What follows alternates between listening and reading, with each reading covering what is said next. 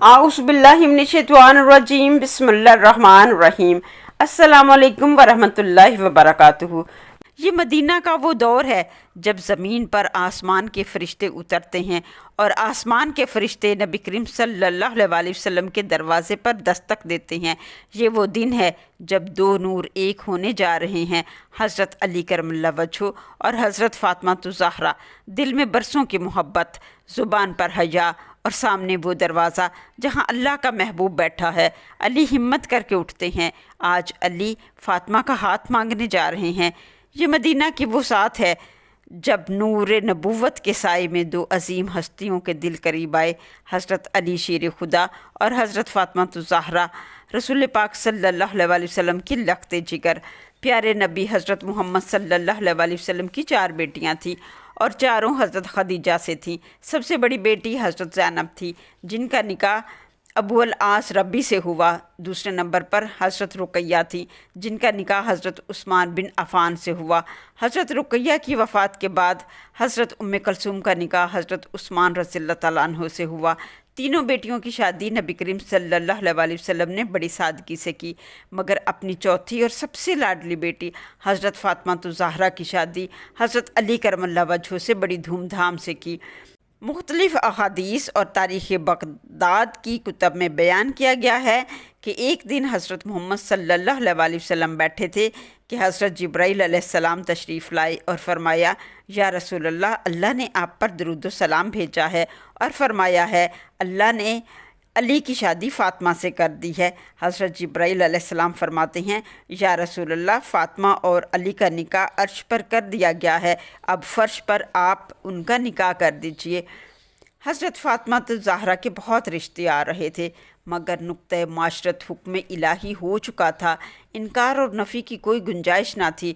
लोगों को ये माशरत का नुक्ता सिखाना था कि बेटी से इजाज़त के बाद निकाह किया जाए। हज़रत फ़ातिमा ज़हरा के बहुत रिश्ते आ रहे थे, मगर आप सल्लल्लाहु अलैहि वसल्लम हर रिश्ते पर खामोशी इख्तियार करते। एक दिन अब्दुर्रहमान बिन औफ़ ने हज़रत अली करमल्ला वजहू को मशवरा दिया, अली मदीना के नौजवान फ़ातिमा से शादी के ख्वाहिशमंद हैं। नबी करीम सल्लल्लाहु अलैहि वसल्लम ने किसी को हाँ नहीं की। तुम जाओ। आप बोले, मैं तो बहुत गरीब हूँ। अब्दुर्रहमान बिन औफ़ ने समझाया, तुम जाओ, तुम्हें इनकार नहीं करेंगे। हज़रत मोहम्मद सल्लल्लाहु अलैहि वसल्लम मस्जिद नबवी में बैठे थे कि हज़रत अली उनके पास गए। जाकर खामोशी से खड़े हो गए। एहतरामन और बवजह हया मुँह से कुछ ना कहा। नबी करीम सल्लल्लाहु अलैहि वसल्लम ने मुस्कुराते हुए अली की तरफ देखा और पूछा, अली, आज तुम कुछ मुख्तलिफ लग रहे हो। हज़रत अली करमल्ला वजहू ने फरमाया, या रसूल अल्लाह, मैं एक बात अर्ज़ करना चाहता हूँ।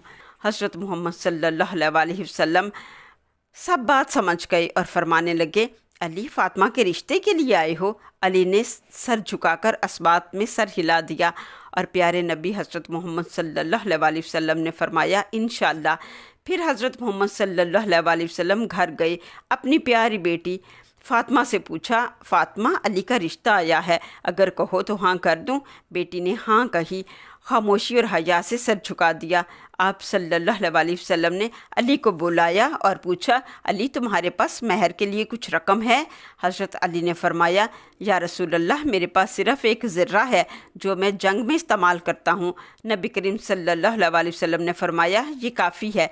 हज़रत अली करमल्ला वजहू ने वो ज़र्रा हज़रत उस्मान के पास 480 दरहम में फ़रोख्त की और कुछ दिनों के बाद हज़रत उस्मान रज़ियल्लाहु तआला अन्हु ने वही ज़र्रा हज़रत अली को बतौर तोहफ़ा वापस कर दी।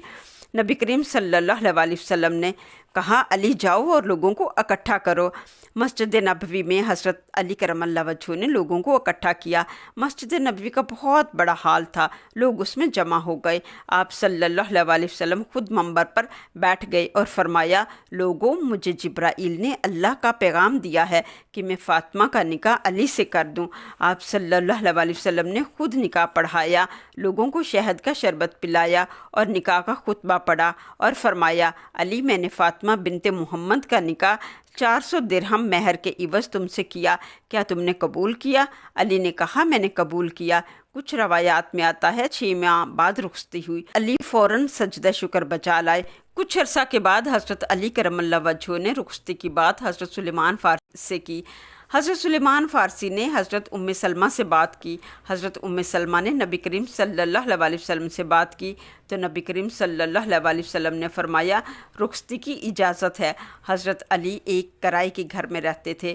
ام ایمن اور اسماء بنت اویس ان کے گھر گئیں، فرش کو لیول کیا، سرخ مٹی ڈال کر فرش بنایا، دیواروں پر مٹی کا لیپ کیا، دیواروں پر کونٹی لگائی کپڑے لٹکانے کے لیے۔ نبی کریم صلی اللہ علیہ وسلم نے اپنی بیوی عائشہ، ام حبیبہ اور ام سلمہ سے فرمایا تم جانتی ہو مجھے فاطمہ کتنی پیاری ہے، فاطمہ کو دلہن بناؤ۔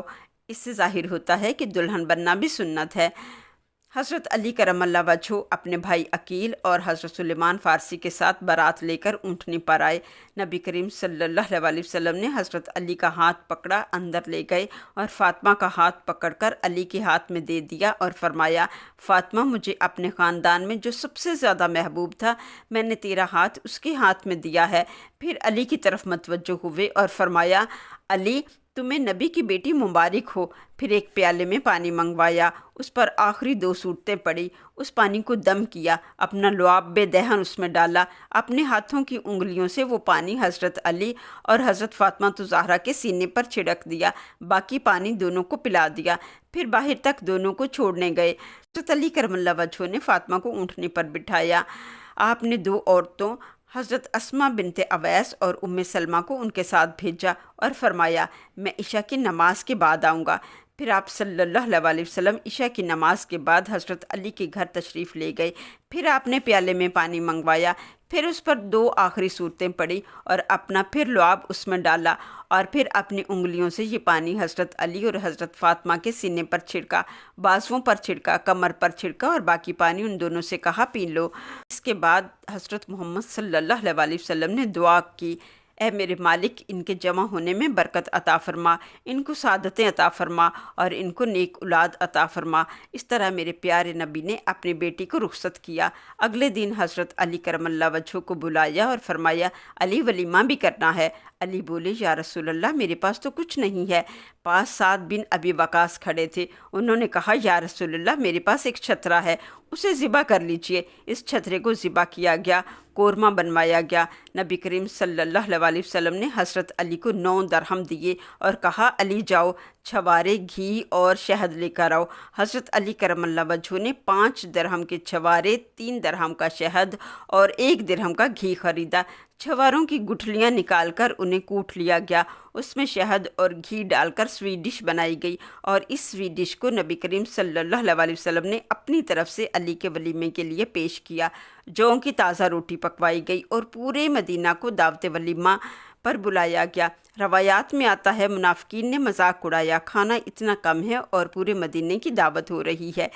میرے اللہ نے اس کھانے میں اتنی برکت رکھ دی کہ پورے مدینہ والوں نے بھی وہ کھانا کھایا اور پھر بھی کھانا بچ گیا۔